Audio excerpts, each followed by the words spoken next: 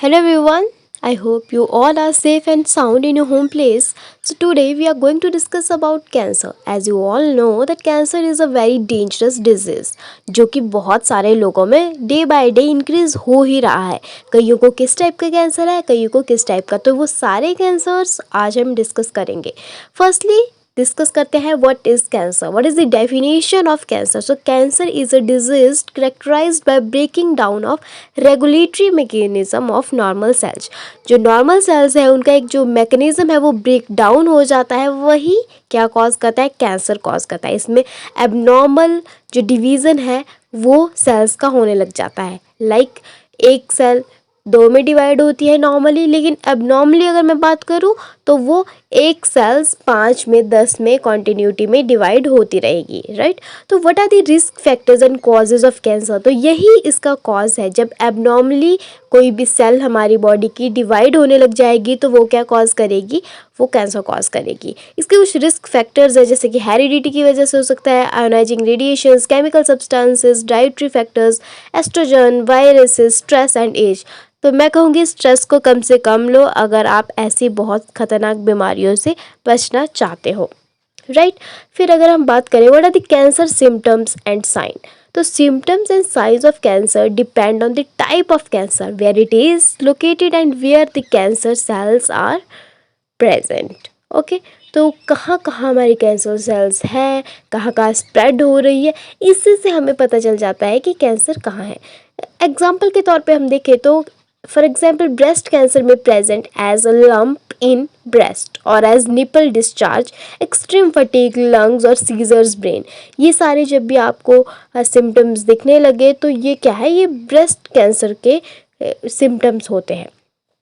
हाँ, बात करें हम, there are 7 warning sign of symptoms that a cancer may be present. Change in bowel और ब्लैडर हैबिट्स. आपका जो पूरे दिन का बाउल सिस्टम है, कितने टाइम आप वॉशरूम जाते हो, उन सारी चीज़ों से आप सोर थ्रोट है, अगर आपका thickening of lump, indigestion, nagging cough, ये सारी अगर आपको चीज़ें दिखाई दे रही है, ये सिम्टम्स अगर किसी के अंदर है तो मे बी वो कैंसरस पेशेंट हो सकता है. नेक्स्ट बात करेंगे what are the different types of cancer. तो फर्स्ट अगर बात करें तो फर्स्ट है कार्सिनोमा. What is carcinoma. तो carcinoma cancer that begins in the skin or in tissue that lines or cover internal organs like skin, lungs, colon, pancreatic, ovarian cancers.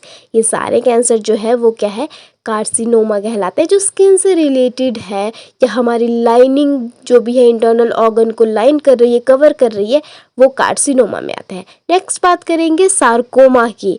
Cancer that begins in bone, cartilage, fat, muscles, blood vessels और other connective और sportive tissue. तो वो क्या होंगे, वो sarcoma होंगे जो bone या कार्टिलेज से रिलेटेड होंगे. तो वीडियो अगर आपको अच्छी लग रही है तो लाइक शेयर कर दीजिए वीडियो को. अगर अभी तक चैनल सब्सक्राइब नहीं किया है तो जल्दी से सब्सक्राइब भी कर लीजिए. ऐसी बहुत सारी फैक्चुअल और ऐसी बहुत सारी जानकारी के लिए, हमारी बीमारियों से रिलेटेड और भी बहुत सारी. नेक्स्ट है leukaemia. Cancer that starts with blood forming tissue such as bone marrow. We all know that RBCs are formed in bone marrow. तो जो भी ब्लड फॉर्मिंग टिश्यूज़ होते हैं वहाँ पे अगर कैंसर स्टार्ट हो सकता है तो उसको ल्यूकीमिया कहेंगे. And causes larger number of abnormal blood cells to be produced and enter the blood. एक की दो बनती है, लेकिन जब कैंसरस सेल्स जनरेट होगी तो क्या बनेगी, 1 से 10 बन जाएगी, अबनॉर्मली डिवाइड होगी. नेक्स्ट है lymphoma and myeloma. Cancer that begins in the cells of the immune system. ऐसे सेल्स, कैंसर सेल्स जो इम्यून सिस्टम में बिगिन होगी वो होगी लिम्फोमा. एंड नेक्स्ट जो थी central nervous system cancer that begins in the tissue of brain and spinal cord. Central nervous system brain से तो रिलेटेड है, तो ऐसे सेल्स जो डिवाइड होना स्टार्ट हो जाएगी हमारे ब्रेन एंड स्पाइनल कॉर्ड में, वो सेंट्रल नर्वस सिस्टम के अंदर आएगी. एडिनोमा भी इसकी एक एग्जाम्पल है. इसमें excessive growth of glandular epithelium. अब बात करेंगे कॉजेज ऑफ कैंसर की। आई होप ये वीडियो काफ़ी लंबी बट एज वेल एज काफ़ी यूज़फुल रहेगी आपके लिए।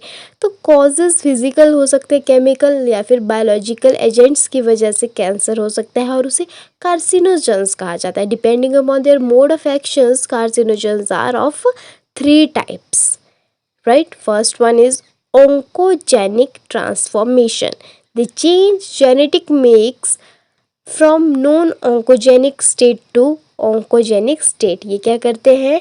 नॉन ऑन्कोजेनिक स्टेट को ऑन्कोजेनिक स्टेट में कन्वर्ट कर देते हैं, ट्रांसफॉर्म कर देते हैं। तो कौन से टाइप का हो गया? ऑन्कोजेनिक। नेक्स्ट है tumour promoters.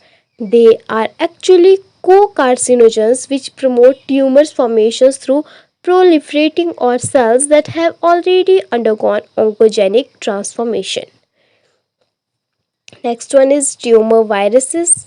They are viruses which are suspected to causing cancer through oncogenic transformations.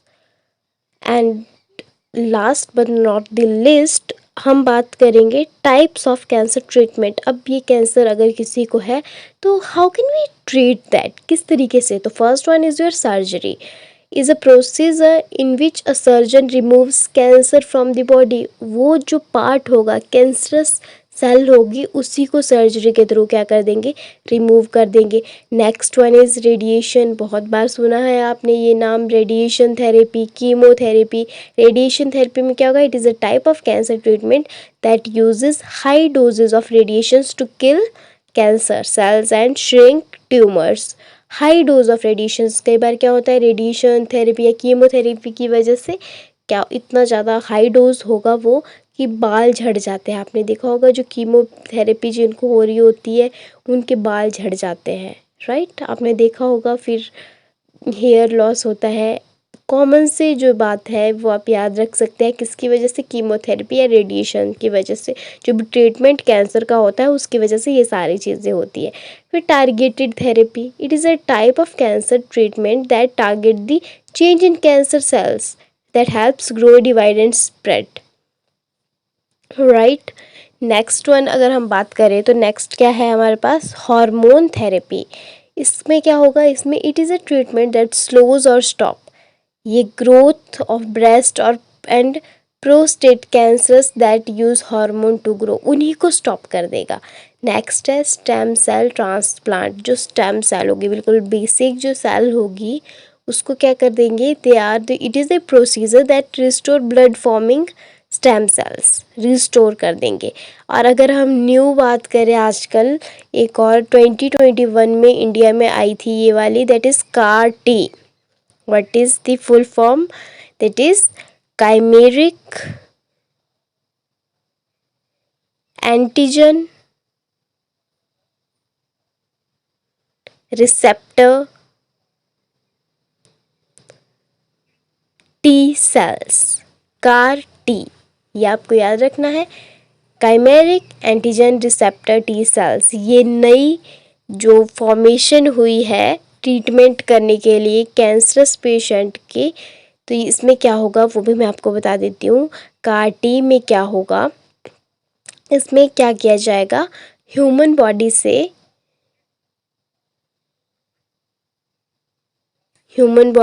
WBCs को निकाला जाएगा, मतलब ब्लड निकाला जाएगा, उसमें से WBCs को गैदर किया जाएगा। फिर उसमें CAR T, chimeric antigen receptor T cells मिलाया जाएगा। अब इन दोनों का जो मिक्सचर होगा उसको क्या करेंगे हम? उस मिक्सचर को हम जो है कैंसरस पेशेंट के अंदर डाल देंगे और उससे क्या होगा? जो कैंसरस सेल्स होगी वो डिस्ट्रॉय हो जाएगी। तो ये CAR T एक नया थेरेपी आया है इंडिया में। बाहर फॉरेन कंट्रीज़ में तो ये पहले से है, लेकिन इंडिया में ये 2021 में हुआ है। और कहाँ पे हुआ है ये हुआ है हमारे पास IIT बॉम्बे में। ओके, IIT बॉम्बे में ये हमारे पास सबसे पहले वहाँ पे इसको परफॉर्म किया गया है। मिक्स करेंगे एंड कैंसरस पेशेंट में डाल देंगे और उससे कैंसर सेल्स डिस्ट्रॉय हो जाएगी। आई होप आपको वीडियो अच्छी लगी। वीडियो अगर अच्छी लगी तो वीडियो को लाइक, शेयर और मेरे चैनल को सब्सक्राइब करना मत भूलना। नेक्स्ट वीडियो में बहुत ही अच्छे अच्छे टॉपिक्स को मैं आपके साथ डिस्कस करने वाली हूँ। गाइस, इस वीडियो को और लोगों के साथ भी शेयर कर दीजिए। आपके लिए भी हेल्पफुल रहेगा, औरों के लिए भी हेल्पफुल रहेगा, क्योंकि यही छोटी मोटी चीज़ें हैं जो कि नॉट ओनली एक स्टूडेंट को ही पता होनी चाहिए बट हर एक इंडिविजुअल को पता होना चाहिए।